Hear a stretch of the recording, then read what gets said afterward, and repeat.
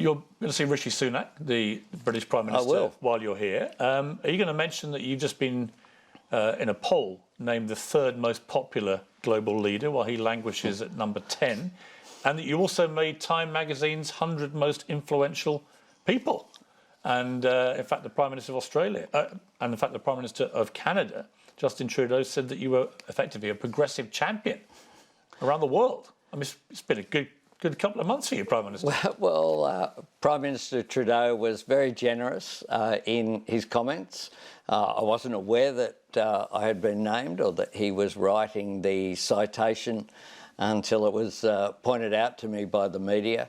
I did send him a little message saying thank you for his generous comments, and I am looking forward to seeing him again on the weekend. He, of course, will be here at the coronation as the leader of another Commonwealth country.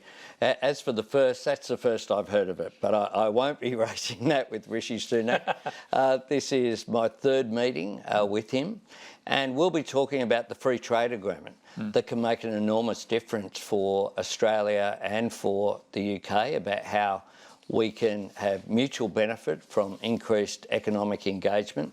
And of course, we'll also be talking about our AUKUS arrangements, further strengthening the cooperation when it comes to our defence. One of your predecessors, Paul Keating, wasn't exactly complimentary about the AUKUS arrangement. He described your $368 billion deal for the nuclear submarines as the worst deal in history. Said you could have had 40 to 50 conventional subs instead. He also attacked you for working with the UK. Said after the great problem of Brexit, after that fool Johnson, Boris, destroyed their place in Europe, they're going to put together global Britain. So they're looking around for suckers. Are you a sucker, Prime Minister? The AUKUS arrangement, to me, should surprise no one. Australia, if you look at our history, we have 65,000 of proud history. The oldest continuous culture on earth is Aboriginal and Torres Strait Islander peoples. But then we have the relationship with Britain. And that's a relationship that goes back to 1788, to the First Fleet. And ever since then, we have stood side by side as great democratic nations. Our parliament takes the Westminster system as the basis of our democracy.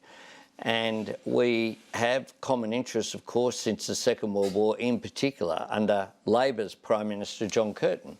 We turned to the United States. Ever since then, the United States has been our most critical alliance partner.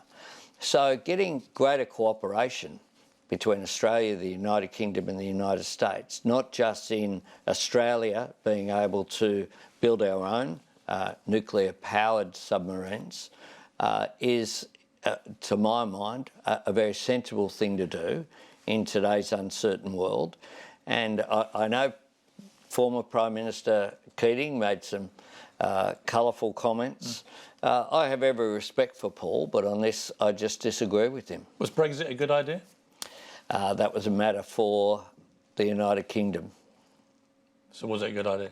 Well, as the Australian Prime Minister, I don't see it as my place to put forward matters which are strictly a matter for the people and the government of the United Kingdom.